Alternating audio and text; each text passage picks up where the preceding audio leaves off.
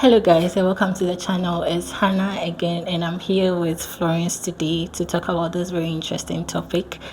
And unfortunately I have a mic here but it's not working, so we are going to be switching mics today, so just bear with me on that. I look forward to seeing you all the way to the very end of the video, so do enjoy and subscribe to the channel.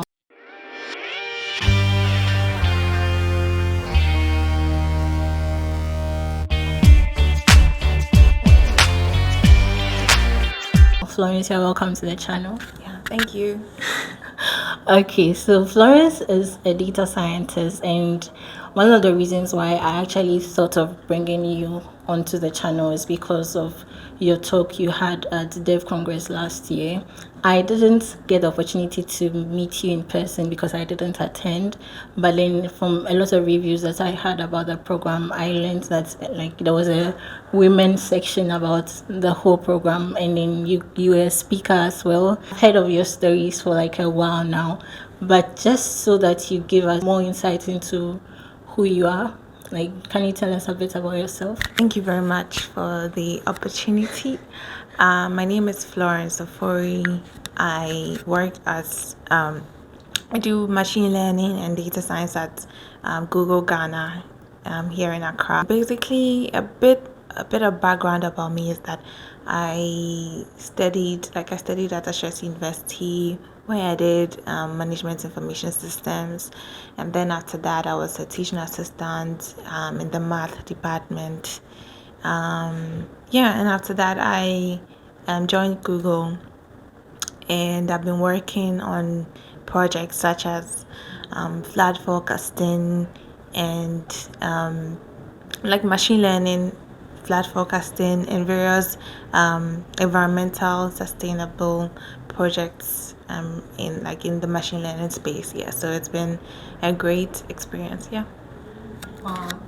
I think just your intro alone gives me like the opportunity to ask more about what the data science field is. But before we delve much into it, you mentioned that you studied at Ashesi University. So what was it about that course that made you want to delve into data science? Is it something, because I actually got to know that from your profile on LinkedIn and it looked more business related. But then what is it about that course that made you want to get into data science? Management information systems at Ashesi is like a combination of business and computer science. So we have people who gear towards the business track, and then we also have people who like gear towards the computer science track based on your interests. Okay. It's like you see in university there are some optional or elective courses you can take, and based on what you take, like that is the trajectory, or that is what you become more exposed to. Okay. So in my final year of school, I decided to take a course on data science. Yeah, because it was an elective, and so after taking that course, prior to that, I was also very good at statistics.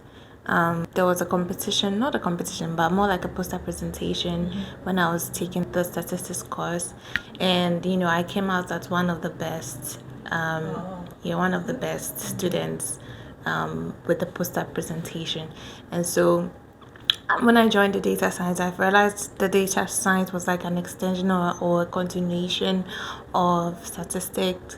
And for me, it was exciting because it involved math and it involved creativity. I was also interested in creativity because of the visualization and stuff like that. And so I felt like this was something that I wanted to explore. So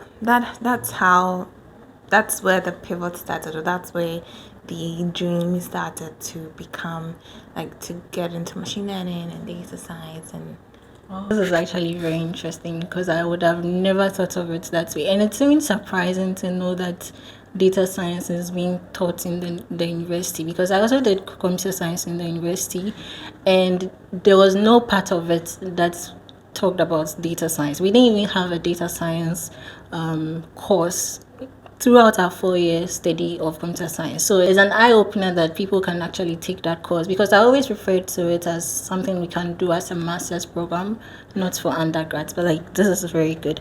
So if you mentioned that you were like into statistics and all, and then you even got to do TA, teaching assistant after school, were you dealing with the data science part of your course, or you were dealing with the statistics part of your course? So I was dealing with statistics part of my course, but also in my leisure time, I used to like study things and also join like boot camps and training programs.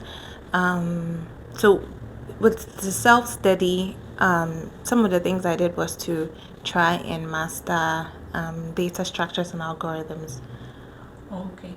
because my aim was big tech, and with big tech, as a software engineer, or like in if you want to enter the tech industry in big tech, you need to be good at data structures and algorithms, especially for entry level. They really look at like your data structures and algorithm skills. They ask you like coding problem questions and give you like 45 minutes, and you have to complete one or two problems in a certain. And so that was my aim. So I had an aim, and I wanted to like reach those goals. So that was one area that I focused on. And then the other area was to look for opportunities to delve deeper into machine learning and data science. So I applied for a couple of opportunities while being a teaching assistant. Like there was a boot camp by Developers in Vogue.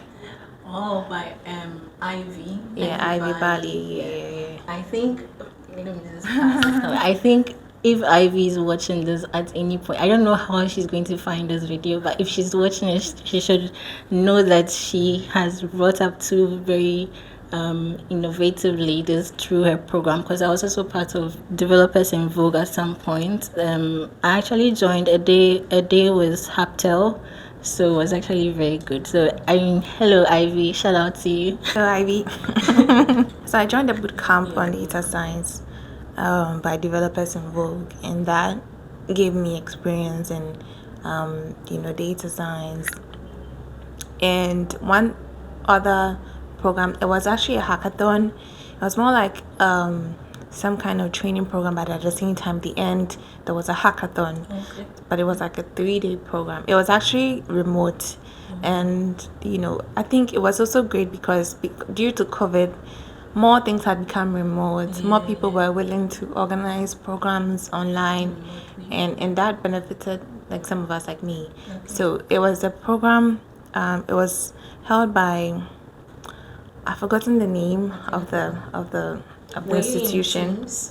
Yeah, we were in teams, like different. It was a woman in data science program, so it was like it was made up of like different women all over Africa. So I had my team was made up of a lady in Kenya, who is now actually in Ghana. She's part of the MIST. She's part of the current MIST, but and one from Zambia, like different. It was quite exciting to meet like women across the continent. Yeah, and we used the that time. I think foundational models or pre-trained models weren't that common at that time, but we actually tried our hands on a model called the BERT model. BERT, BERT. Yeah, BERT model, and we were using it to do something called sentiment analysis, which is to like tell if a text has good sentiment or like bad sentiment, or like what's the tone, what's the sentiment behind the text. So we're trying to use the BERT model to do sentiment analysis on COVID-19 tweets. So yeah. Oh, did this ever hit production, or was it something that No, was that no. just for the Yeah, well, just for the boot camp? competition. Okay. Yeah. So Oh, so this is very yeah, so that was what like the hackathon was about, which was really exciting for me because it's like I was diving deep into what I wanted to do in the future, and Yeah, so we had a competition, and by God's grace, our team came out second, and we got some nice prizes. So yeah, that was it. So, I mean, you're already headed towards what I'm going to ask. So, how did you get into Google? Like, when did Google come into play as like a company to apply to? Even though you mentioned that you like the end goal was to get into big tech, but why Google? And then how did it start for you? For me, it always starts with a vision. Okay, sure. Okay. So when I want to maybe attain something or achieve something, like my eye is set on it, and so whenever like an opportunity comes by, I can easily see it and see whether like it's the right fit for me. And so basically my eyes were set on like getting into the machine learning community, or like getting into a machine learning role. And one time, so for the teaching assistants, we had a group, and then filled with the teaching assistants and then faculty. And one time, one of the faculty posted a link to the opportunity to work at Google inside the group, and then I applied for it, as well as other job opportunities. I applied, so it was just like a normal application process. But it was because it was what I was looking for. When I saw it in the WhatsApp, I was like, hey, this would be good for me, and then I applied. And yeah, I went through the interview process, and here I am today. So I've always thought of it as a referral. Would you say it was a referral, or you just went through the normal application like everybody else, going to the site and then applying from there? Or would you say that the person who posted that link or something was someone who was already in the company? So the person who posted that link was not in the company. Okay. It was a faculty in our school. Okay. I do not know how she got the link, but she did post it in our group. And when I clicked on it, it sent me to the website. Okay, so just Just the website here. So they asked for CV, cover letter, and all of that, and I submitted all of those. And then and then I got an email inviting me for introduction call and all those things. So Okay, so before we even get to how rigorous Google interviews can be, I think even in general, big tech interviews are actually very rigorous. I've heard as much as 6 steps, but I don't know about this one. But before we get into that, let's just take a step back now. Taking your what you studied in school and into where you are now, would you see that getting into machine learning or even data science in general? I think I'm interchanging the two words, data science and machine learning. You can correct me if I'm wrong. So would you say that the path to that is always through mathematics, like it always has some math backgrounds? I've even seen some posts you've made to LinkedIn. You've been writing some articles. I really read a lot of them, and then I've heard a number of times where you've made mention to the aspect that you had a math background. So what role would you say that math played in like your journey, and then even for upcoming data scientists or people who want to work in machine learning? How significant of a role would you say that math is playing in that journey? So when it comes to machine learning, there are like different. There's some. Let me just put it like this way: there's something for everyone. Okay. Because there are different roles. Sometimes they are like interchangeable, especially because it's a new field. The roles, some of the roles are not very deep, but like very clearly defined. But for the team, like for the work I do right now, sometimes we have people from different backgrounds. Even we have I work on flood forecasting, so we have like hydrologists who are really like who really understand the terms, or that are experts in the hydrology field, who understand upstream, downstream, like they understand how rivers work. They came from the hydrology background, probably did projects on using machine learning to predict flooding in certain regions. And so people come from various backgrounds. Some come from the mathematical background. Some also come from being an expert in that particular domain, or be flooding or buildings or something like that. And some people also come from I have people in my office who come from the software engineering background as well, and then they so they become like a machine learning software engineer, and then they start working on stuff like building the software infrastructure, but they also play with the machine learning aspects of the code base as well. Yeah, so basically there's not one route to, like, there are different roles you can play, or there are different ways you can be part of like this field. It doesn't really matter. I mean, to some extent it matters. Like, you have to know something about like coding, machine learning and stuff like. But you can come from different backgrounds and still find yourself like in the game. With what you mentioned about the flood forecasting, is it something you're implementing in Ghana? I can't speak too much about it, but what I know is that in Ghana, it's not the predicting of the flooding that is the problem, right? Okay. Yes. It's not. I can almost tell what the problem is, but it's fine. Yeah, so it's normally we know when flooding is coming. We know the places that get affected, because it happens on a yearly basis. It happens like seasonally. So what is really missing in this case, or what I think is missing in this case, is the government taking intervention, or like proper planning of roads and things like that. So right now we already have the information. What we need is action to make sure that like The information is being implemented. yeah. So yeah, but we do have an online a website though. It's called Flood Hub. That shows like different areas where flooding occurs.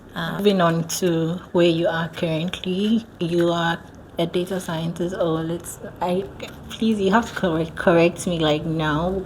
What is your role currently in Google Ghana office? Like, and then what is your day-to-day activity like on a daily basis? What do you do in that role? The role itself is called a research resident, right? But I don't think a lot of people are like know about this role, so it's difficult to talk about it out there. But I can talk about what I do on a day-to-day basis. Yeah, so basically I work, there are like two major areas that I work on, sometimes interchangeably, sometimes at the same time, depending on what the need is. The first scenario, or the first aspect, is working on the software infrastructure, like using Python to build features for our code base. Sometimes you need, like, we have various, like in the machine learning pipeline, we have like various things, like you want to download the data, clean it, resample or rearrange it to the format that is suitable for the model, and then after that train the model, run inference and validation, and then like there are various steps, and basically it requires a lot of like infrastructure maintenance, like fixing bugs and things like that. So I come in there like more like a software engineer, but also understanding how machine learning works, so that I know what to change like in the system. But it's basically like software engineering, basically using Python. Yeah. How long have you been doing this? Since 2022, so 1 year and some months. And the second side is more understanding our model better, or understanding our data better, which involves like data analysis, data visualization, sometimes running some machine learning experiments to see how the model performs in different scenarios. So that's more like, we call it like research, because you're trying to like understand the data and understand the model better. So yeah, sometimes I do more of the research side of the work, and sometimes I do the coding. And I mean, it's all coding because we use like Google Collaboratory, like Colab, to and pandas and other tools, visualization tools, to see the data that we work with on a map, so, or on, in graphs and things like that. So, what would you say that your experience at Google Ghana been like working in that office? Because you guys have a very beautiful office, and I have to give that to you as well. And recently, I got to know that you name some of your offices according to food. I heard of Kelewele office. Like, just tell us a little bit about your experience in the Google Ghana office.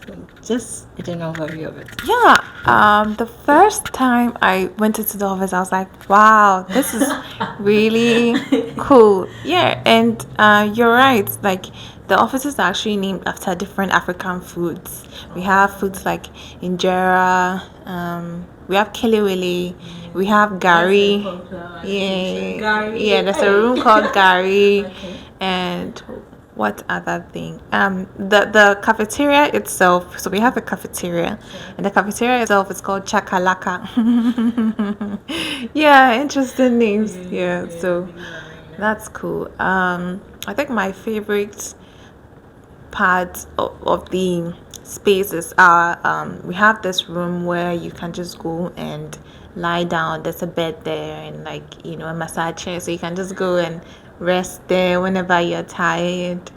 Yeah, so it's quite cool. Yeah, I mean, yeah, I enjoy the environment. It's cozy, it makes you feel relaxed. Yeah, so Actually, I must put this out there that like even for the fact that Google has an office in Ghana, like it says a lot about the country, and even says a lot about the company as a whole. So it's actually very nice.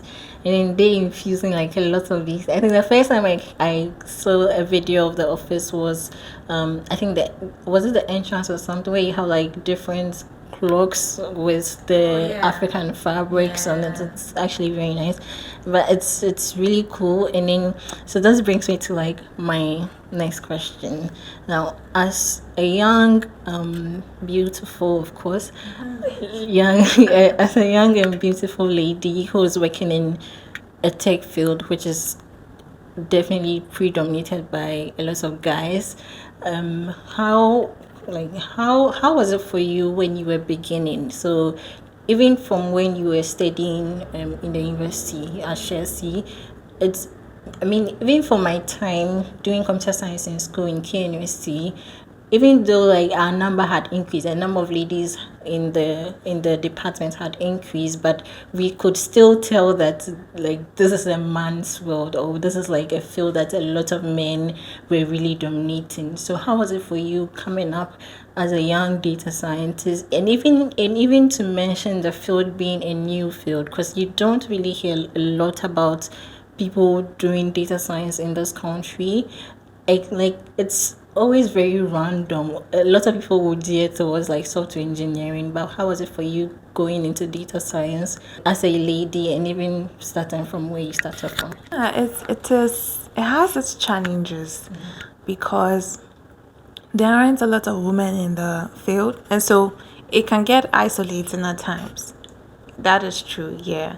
And sometimes you feel like there aren't a lot of people who would really understand your position and what you go through.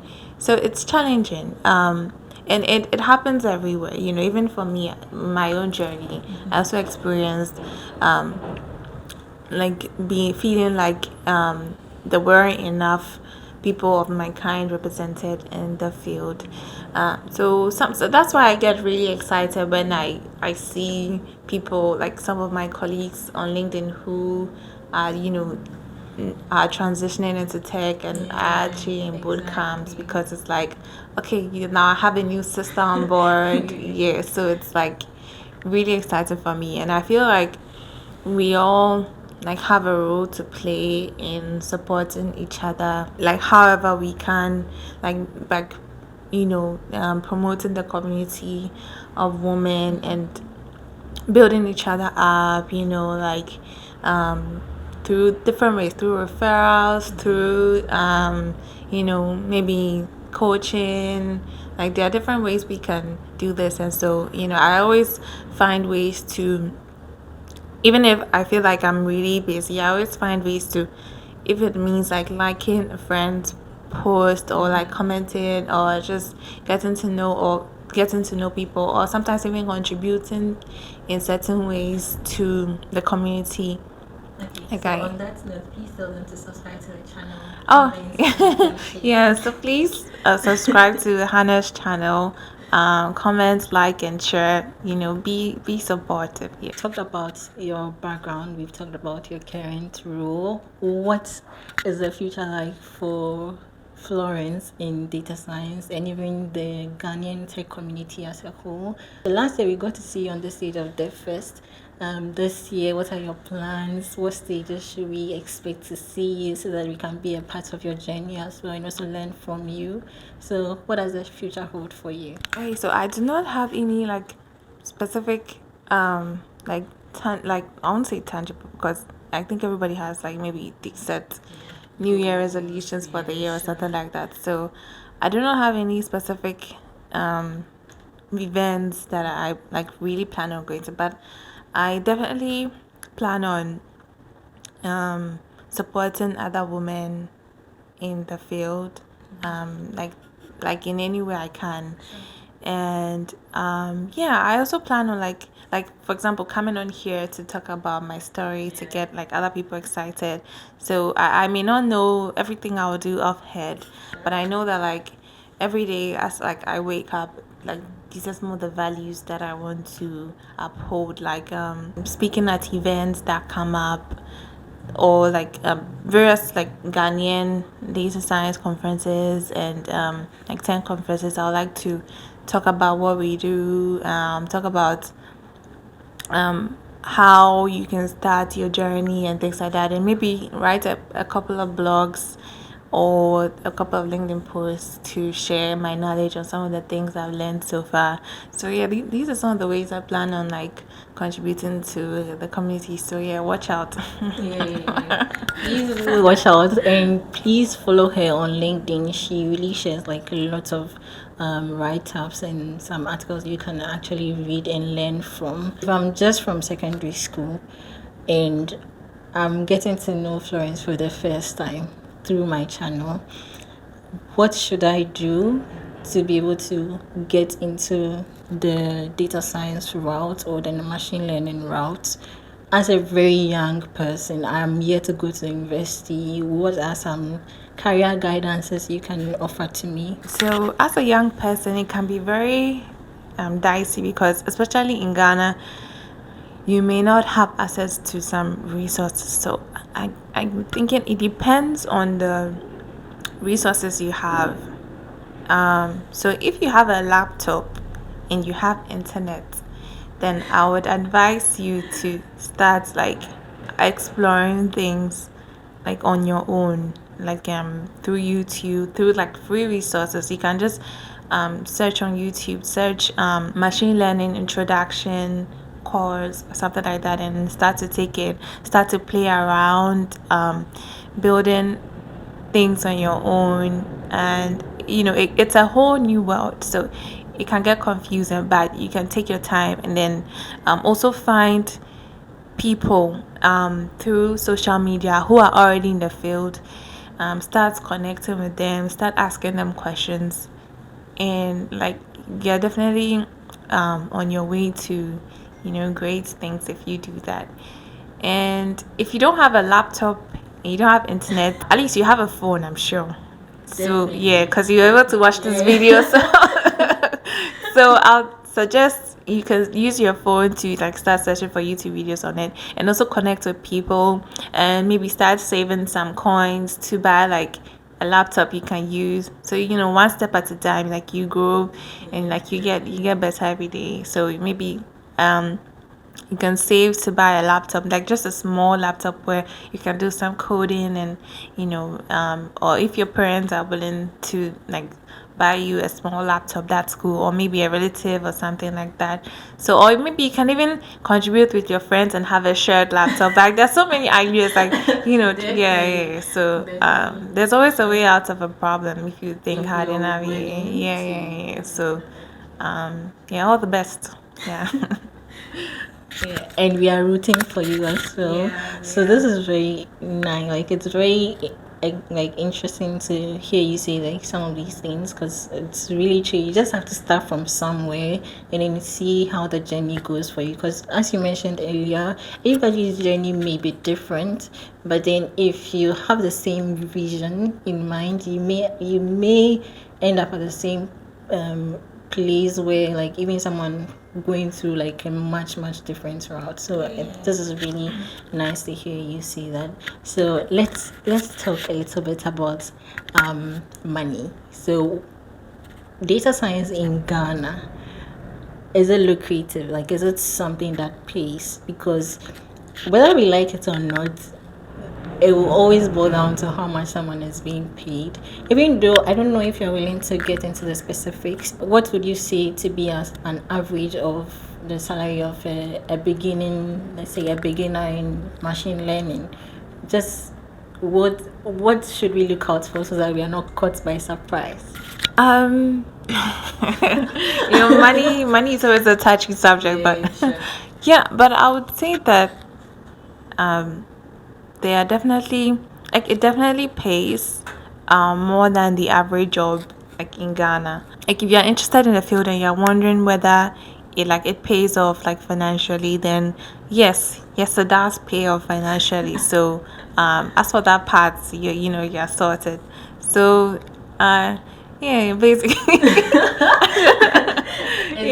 It almost looks like you are trying to avoid mentioning the numbers, which I understand because sometimes the reason we don't like people, even like myself, would not want to just mention an outright figure is because I don't want you to just keep that in mind so that even when you get a good offer and let's say it doesn't meet that amount, you think of it as a bad offer. So I really get you, but then you could help us out here with like a range, let's say beginning data scientists. I mean, just something to work around because I remember when I was getting into software development for the very first time, I was always wondering what would be a good pay for me. Like, if let's say I'm approached today, I'm given an offer, what amount would be a good salary for me? I didn't have any idea. So there were times where I reached out to people on LinkedIn and then I asked like, how much do people in this field and then all I get was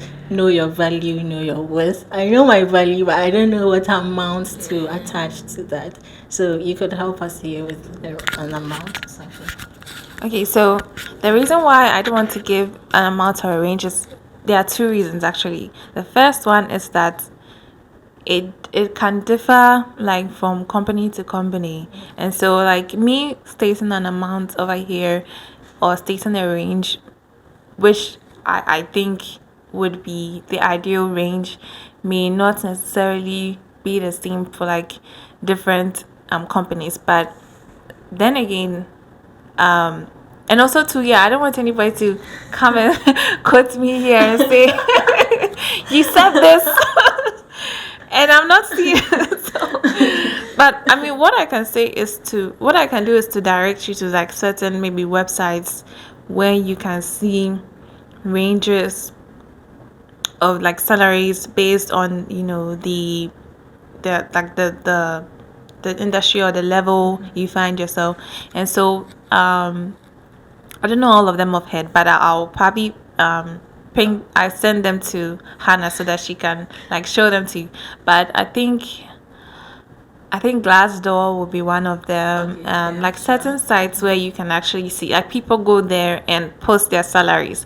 If you have trusted friends, they can probably tell you. But like some of these sites but can also. you are trusted. Oh. You are the Idiot, only friend we know. Message me on LinkedIn. I'll tell you. Okay. Thank you for sharing that. I think we'll be wrapping up soon, but before we do that, I have a few hot questions I wish, but they're not so hot. I think I learned this from Mr. Who is a boss. Like, whenever he was about to like wrap up an interview, he would ask like a couple of questions, and I think they are very nice, and I want to try them out. So, okay, so relax. Android or iPhone? Oh no. Why? Can I reserve? No, you can't. No, this is a very dicey question because There's nothing dicey about Android or iPhone. There's nothing. okay, so I feel like both of them have their own, unique features. And so I mean, depending on the situation or like the scenario, I think one may be better than the other, but they're all good phones. Don't you agree with me? Like, you see, you are being too diplomatic. You are being too diplomatic. Okay, just choose one. Okay, close your eyes and just say one. All right. Okay. So I won't say one is better than the other, but Just I'll tell you. choose. I'll tell you the one I'm using at the moment. It's an iPhone. Okay. See, iPhone always wins anyway. Okay, so PC or Mac? Please don't go through too much discussion. PC or Mac? Mac. Can you explain why you had to think about that too long? Why? No comment. Okay. Data science or software development? Data science. Software development. All right, so I think we'll be wrapping up here. Thank you so much for joining me. And this has actually been very insightful, fun, and very educative as well. And this is the perfect time for you to hit that subscribe button. And if you want to see more interviews like this, comments down below who you want me to bring onto the show, and then maybe I think you can answer that. Who do you want me to invite to the show? If you have anyone just off head, who comes to mind? I think we'll both be really happy if Ivy Bali is on this show. So Ivy, please, she'll come after you, and please avail yourself. Yes. Okay.